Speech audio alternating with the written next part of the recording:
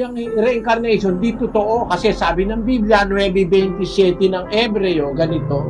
At kung paanong itinakda sa mga tao ang mamatay na minsan at pagkatapos nito ay ang paghuhukom. Sabi ng mga reincarnationist, kaya daw ang tao nare-reincarnate para magbago ka. Kung mga pagkakamali mo nung nakaraang buhay mo, sa susunod na buhay mo, itutuwid mo. Kung totoo yan, dapat ang tao ngayon mas mababait na. Bakit? Libu-libong beses na, sabi ng mga Budista, libu-libong beses na raw pinanganak ang mga tao ngayon mali yun. Kung totoo ang ideya ng reincarnation ay para ituwid yung dating pagkakamaling nagawa mo sa unang buhay mo, kung naka-1,000 ka na, napakatama mo na sana. Kung yan totoo yung reincarnation, dapat pabuti ng pabuti ang tao. Bakit ang tao pasama ng pasama? Ikalawang Timoteo 3:13. Datakwat ang masasamang tao at mga magdaraya ay lalong sasama ng sasama na magdadaya at sila rin ang mga dadaya. Makita mo?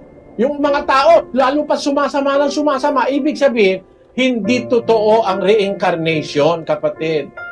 Ang buhay natin minsan lang, itinakda sa tao, mamatay na minsan, at pagkatapos nito ang paghuhukom. Ang isa pang talata, yung 4:4 ng Efeso. May isang katawan at isang espiritu. Gaya naman ang pagkatawag sa inyo sa isang pag-asa ng pagtawag sa inyo. Bawat isang taong ipinanganak sa mundo, may isang pag-asa. Pahalagahan mo yon. Isang buhay lang, minsan ka rin mamamatay, at isa lang ang pag-asang ibinibigay ng Diyos sa tao.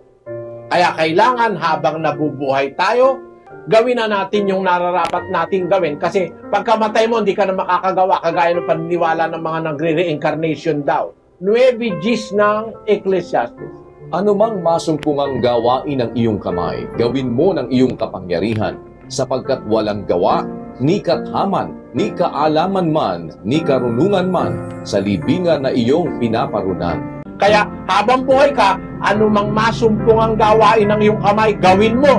Ano ba yung ipinapagawa na yon? Sa isjis ng Galatia.